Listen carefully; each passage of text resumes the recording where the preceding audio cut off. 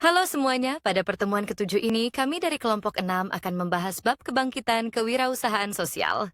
Dengan nama anggota Shofa, Rizko Magviro Asfilianti, 2361002, Rahma Novelita Prasati, 2361003, Meiliana Fitri Anggraeni, 2361042. Munculnya kewirausahaan sosial harus dipahami dalam konteks perubahan paradigma yang lebih luas. Perubahan ini menekankan pentingnya modal sosial, baik internal maupun eksternal. Modal sosial diartikan sebagai hubungan, nilai bersama, dan pemahaman dalam masyarakat. Saat ini, organisasi dinilai berdasarkan bagaimana hubungan dengan pekerja, pelanggan, dan komunitas. Perhatian terhadap modal sosial semakin meningkat dianggap sejajar dengan modal finansial dan fisik. Banyak juga pemimpin bisnis pandangan baru ini. Pengaruh positif dari modal sosial mendorong para pemimpin bisnis untuk membangun, merawat hubungan, dan mencari umpan balik. Kemudian membandingkan usaha sosial dengan usaha lain. Perusahaan sosial menggabungkan karakteristik perusahaan komersial dengan organisasi amal atau nirlaba. Kelebihan terletak pada fleksibilitas dalam mencari pendanaan. Menginvestasikan kembali sebagian besar keuntungan untuk menciptakan nilai sosial. Dapat mendekati investor sosial, organisasi global, dan sektor publik.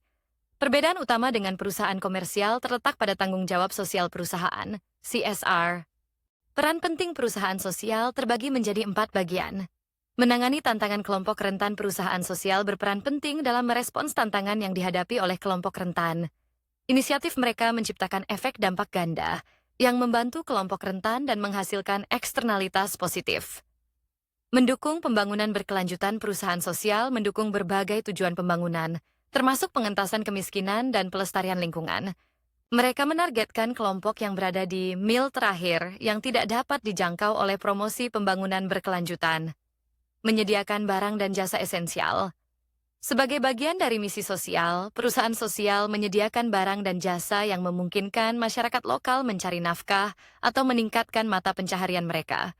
Contohnya termasuk sekolah jaringan berbiaya rendah, jaringan listrik mini, perawatan kesehatan berbasis telemedicine, dan sistem pengumpulan sampah. Memberdayakan komunitas. Ada juga perusahaan sosial yang berfokus pada pemberdayaan atau memperdalam budaya tertanam. Contohnya dapat ditemukan di Yordania, Lebanon, dan Malawi, di mana perusahaan sosial memainkan peran krusial dalam membantu komunitas yang kurang beruntung. Kemudian, karakteristik kelompok rentan terbagi menjadi 3 bagian.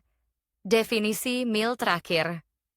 Istilah ini digunakan untuk menggambarkan situasi di mana tidak hanya orang miskin yang menghadapi kesulitan, tetapi juga wilayah, tempat, dan usaha-usaha kecil yang kurang terlayani dan sering terabaikan. Tidak menerima bantuan kelompok rentan seringkali tidak menerima bantuan atau dukungan dari pemerintah. Kesulitan akses mereka mengalami kesulitan dalam mendapatkan perlindungan hukum dan kesempatan untuk berpartisipasi mengambil keputusan lokal. Diskriminasi dan ketidaksetaraan akses berdampak negatif, terutama karena seringkali mereka tidak terlihat secara statistik dalam desain sampel survei. Mengukur dampak sosial dengan menggunakan alat pengukuran yang tepat. Dengan menggunakan alat pengukuran yang tepat, wirausahawan sosial dapat meyakinkan pemegang saham, mitra, dan pemangku kepentingan lainnya mendukung upaya yang dilakukan. Pentingnya pengukuran dampak juga penting untuk memastikan bahwa perusahaan sosial beroperasi mengusung etika tingkat tinggi. Kekurangan alat pengukuran yang akurat dan konsisten dapat berdampak negatif. Dampak negatif bisa terjadi kepada legitimasi, replika, dan pertumbuhan aktivitas kewirausahaan sosial dalam jangka panjang. Oleh karena itu, pengembangan alat pengukuran penting untuk memastikan kesuksesan dan dampak positif dari usaha kewirausahaan sosial. Pengukuran dampak sosial juga digunakan untuk menilai aktivitas serta hasil dari bisnis. Terdapat 4 kelompok model pengukuran yang berbeda. Model yang berfokus pada indikator kuantitatif dampak sosial. Model ini membantu mengidentifikasi biaya yang terlibat dalam mencapai dampak. Model yang mengidentifikasi variabel kualitatif utama.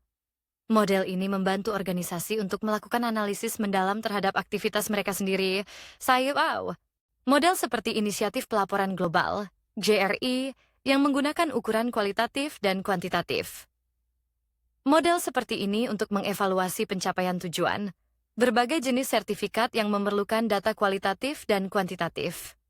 Model ini berbeda dari pelaporan karena berfokus pada pengumpulan data secara berkelanjutan. Perusahaan sosial menghadapi tantangan yang bervariasi, tergantung ketersediaan dukungan keuangan dan masalah sosial yang perlu ditangani. Salah satu persoalan terbesar bagi perusahaan sosial di negara berkembang adalah masalah pendanaan kesulitan mencari mitra yang bersedia bekerja sama dengan entitas yang berfokus pada kelompok terpinggiran keterbatasan akses ke TIK penting bagi perusahaan sosial untuk membangun jaringan yang kuat. Melalui kolaborasi dan berbagai pengalaman, pihak terkait dapat mendukung serta memperkuat upaya dalam menghadapi tantangan sosial kompleks. Oh, terima kasih sekian presentasi dari kelompok kami. Apakah ada diingin bertanya?